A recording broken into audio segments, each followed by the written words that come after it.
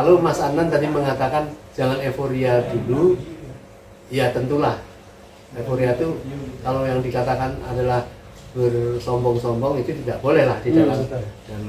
Tetapi bahwa mempunyai keyakinan karena punya perhitungan, pertimbangan-pertimbangan, ya nggak apa-apa. Tetapi bagaimana menjaga keyakinan itu tetap menjadi orang makin suka, makin yakin.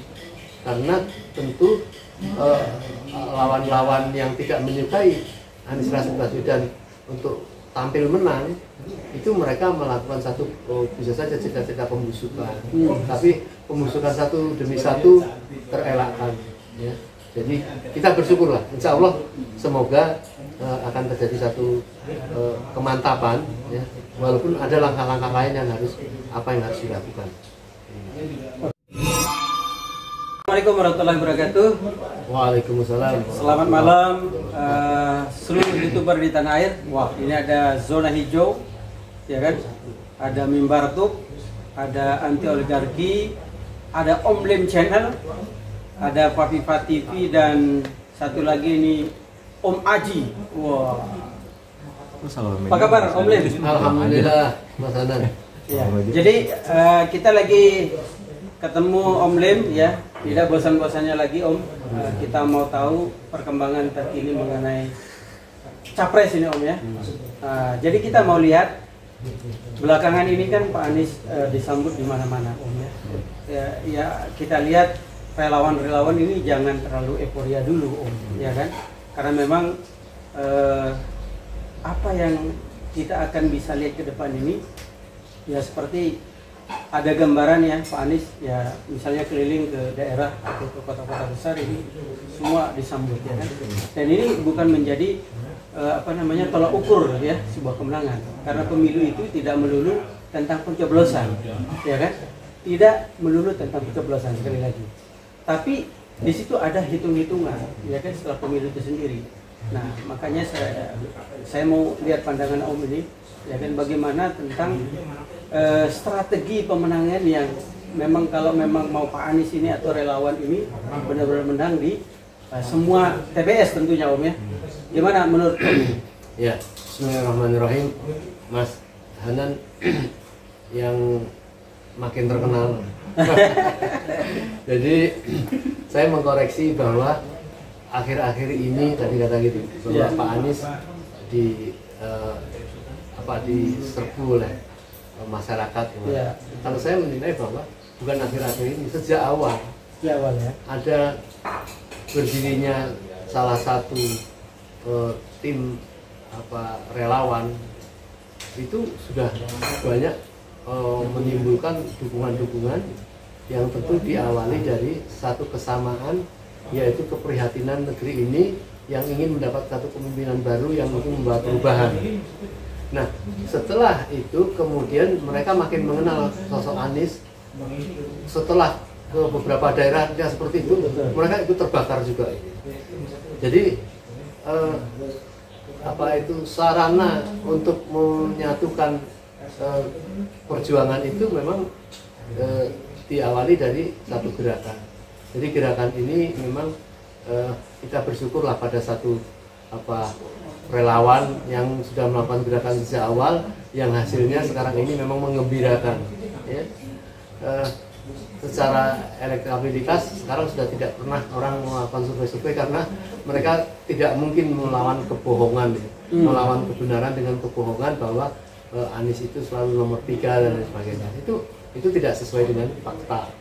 Nah, kalau Mas Anan tadi mengatakan jangan euforia dulu, ya tentulah euforia itu kalau yang dikatakan adalah bersombong-sombong itu tidak boleh lah di dalam. Tetapi bahwa mempunyai keyakinan karena punya perhitungan, pertimbangan-pertimbangan, ya nggak apa-apa. Tetapi bagaimana menjaga keyakinan itu tetap menjadi orang makin suka, makin yakin. Karena tentu lawan-lawan yang tidak menyukai Anies Rashid Baswedan untuk tampil menang, itu mereka melakukan satu bisa saja cita-cita pembusukan, tapi pembusukan satu demi satu terelakkan ya. Jadi kita bersyukurlah, insya Allah semoga akan terjadi satu kemantapan ya, walaupun ada langkah-langkah lain yang harus dilakukan. Oke. Menyinggung sedikit perkembangan relawan, memang ini terjadi luar biasa ya pergerakan. Contohnya di relawan Pak Anies ini ada namanya Poskora, tiap Poskora ya. Kemudian ada lagi dibentuk Sekber ya. Di sana di Sekber itu ada namanya Kampung Anies, ya kan, Rumah Anies. Bahkan kemarin ada salah satu koordinator dari Sekber yaitu Bang Laude bilang kalau memang pendukung Pak Anies itu tempel katanya, tempel di rumah-rumah itu, ya kan, bahwa ini adalah rumah Anies. Bahkan nanti mungkin Anies lah yang menjadi orang yang paling kaya karena paling banyak rumahnya. Nah, ini gimana gerakan ini luar biasa menurut saya. Ya, semakin ke sana memang karena ini kan orang-orang yang maaf nih, secara pendidikan ini banyak yang menengah ke atas. Betul. Sehingga kreativitasnya itu timbul di mana-mana. Tetapi kreativitas itu jangan lupa bagaimana cara melindungi masyarakat yang punya pendidikannya memang menengah ke bawah. Artinya banyak masih bisa dipengaruhi oleh uang-uang sogokannya.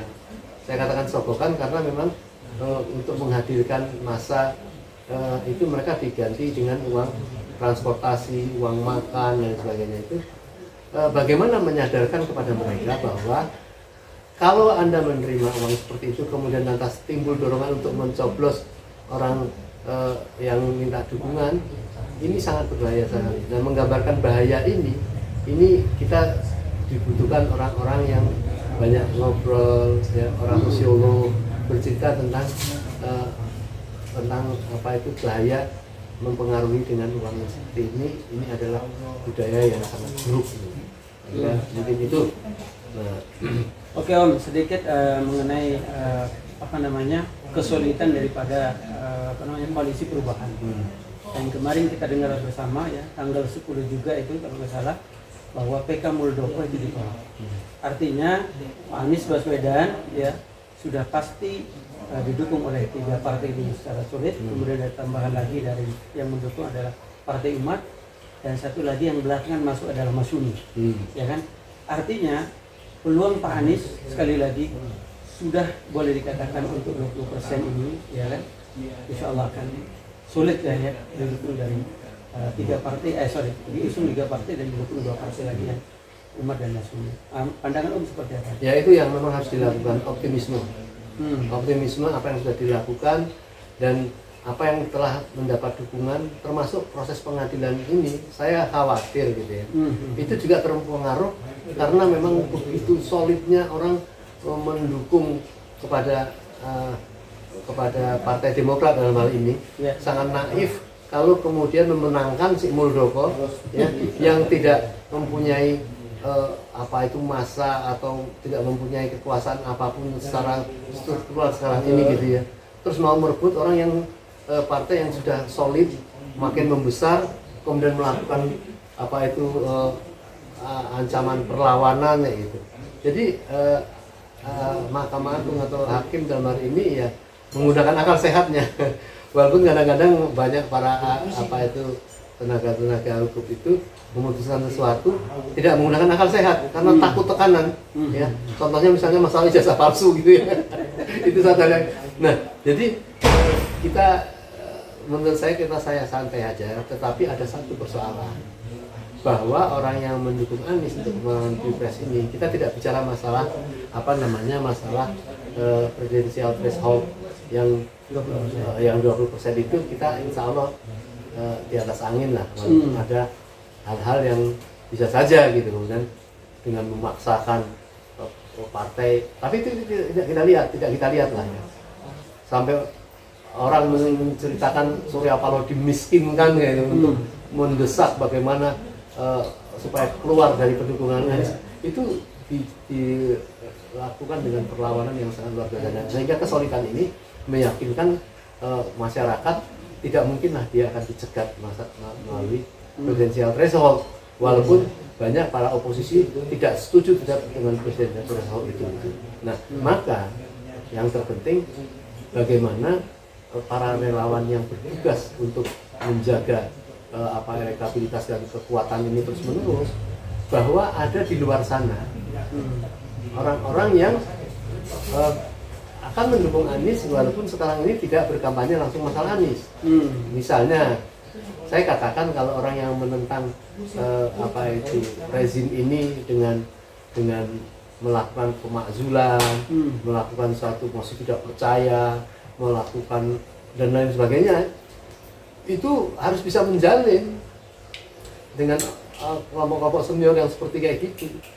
Sebab itu nanti pada saat akhirnya setelah upaya-upaya ternyata memang gagal, mereka ini bukan orang-orang yang golput menurut saya.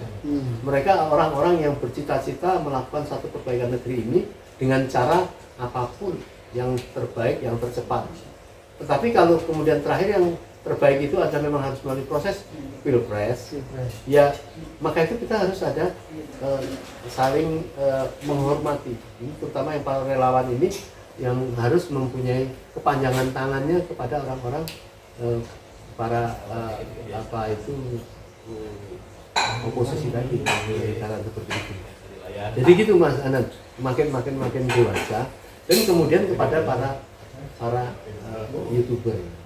Saya melihat ada YouTuber yang bekerja itu memang tidak langsung, karena mungkin dia belum terrekrut oleh YouTuber sebelah Anies, tetapi mereka mempunyai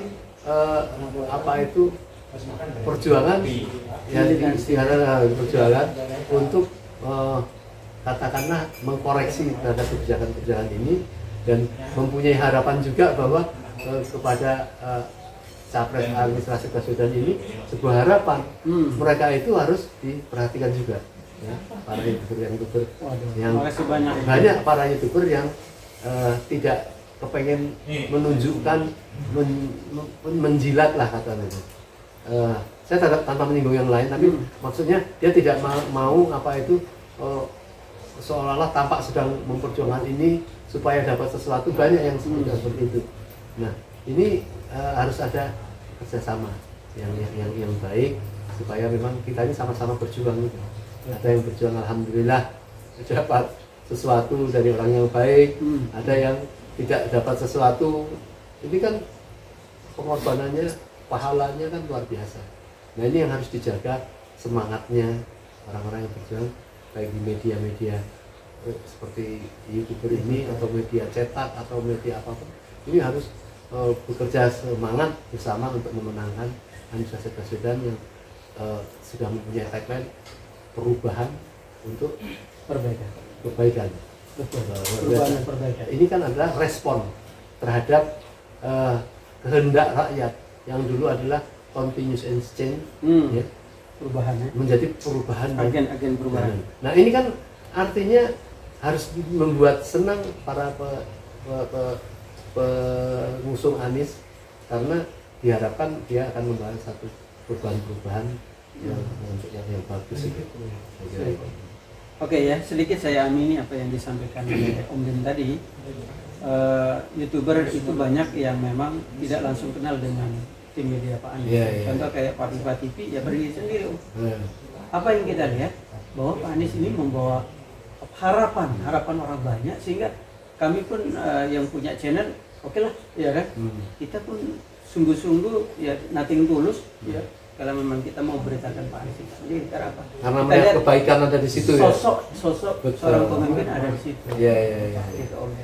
Oke Om, closing statement sedikit, karena memang sebentar lagi ini kita hitung bulan ya, mungkin kurang dari 100 hari ya, atau lebih ya, akan kita menghadapi pemilu di 2024, yaitu bulan Februari. Artinya setelah pendaftaran nanti resmi, ya kalau kita lihat ini bakal calon sepertinya nih akan 3 yang muncul ya, ada Prabowo, kemudian ada Ganjar, kemudian ada Pak Anies, ya kan? Nah, artinya kan kampanye sudah mulai nih, November, Desember setelah daftar, November, Desember sudah ada kampanye. Nah, mungkin ada himbauan sedikit mengenai bagaimana nanti kampanye, bagaimana dengan nanti di Pilpres itu sendiri, terutama kepada semua pendukung-pendukung agar tentu berharap kita keguyuban lah, ya kedamaian tentu yang ada di kegembiraan kita bersama gitu. Ya. Silakan. Jadi sekali lagi saya mengimbau kita harus saling bahu membahu untuk mengusung menjaga kemenangan Anies ini. Jangan sampai kita terjadi perbedaan di antara pengusung-pengusung ini. Ini sangat destruktif gitu. Tidak berjuang secara konstruktif potensi artinya.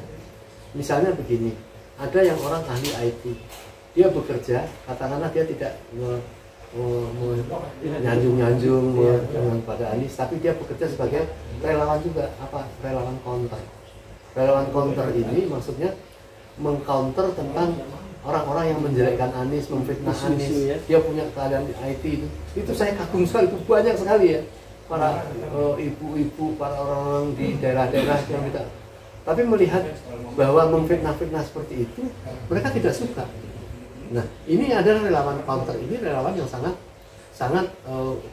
bagus sekali untuk mengurangi serangan-serangan terhadap relawan pencitraan, karena untuk menangani dan yang kedua tadi yang saya katakan tadi, kaum oposisi yang terus mengkoreksi terhadap kejahatan rezim terhadap rakyat dan terhadap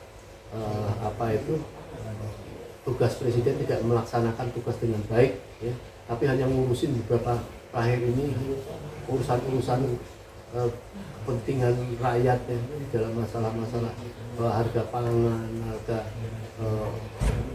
ya macam-macam lah gitu ya, masalah penggajian tenaga kerja, kemiskinan yang terus menurun.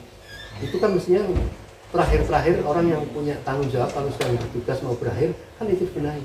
Tapi ini tidak, sibuk membuat gaduh dan sibuk melakukan tekanan-tekanan kepada partai-partai yang dipimpin oleh orang-orang bermasalah gitu. Itu terus dilakukan. Jadi kita sedih aja, miris melihat apakah ada seperti ini. Maka himbauan saya harus ada rasa keprihatinan kita dalam berjuang itu. Jangan hanya mencoba di sini saya berjuang sejak awal seperti ini, kalau dia jadi presiden nanti dapat ini. Nah ini yang akan menjadikan tidak akan merusak perjuangan yang bagus mana-mana. Itu harus kita jaga. Saya kira mungkin itu. Oke Om Lim, terima kasih banyak ya. Sekali lagi teman-teman, sahabat Pak Kibaduy Sultan dan banyak channel yang menayangkan malam ini. Kita akhiri ya, sekali lagi apa yang disampaikan oleh Om Lim tadi, mari kita sambut ya kan. Tahun pemilu penuh kegembiraan ya kan, penuh keceriaan karena ini adalah demokrasi ya kan. Jadi kebebasan yang dimana kebebasan itu bukan berarti kebablasan ya, tapi tentu dengan aturan-aturan atau aturan-aturan yang kita harus ikuti ya. Terima kasih. Assalamualaikum warahmatullahi wabarakatuh. Waalaikumsalam warahmatullahi wabarakatuh.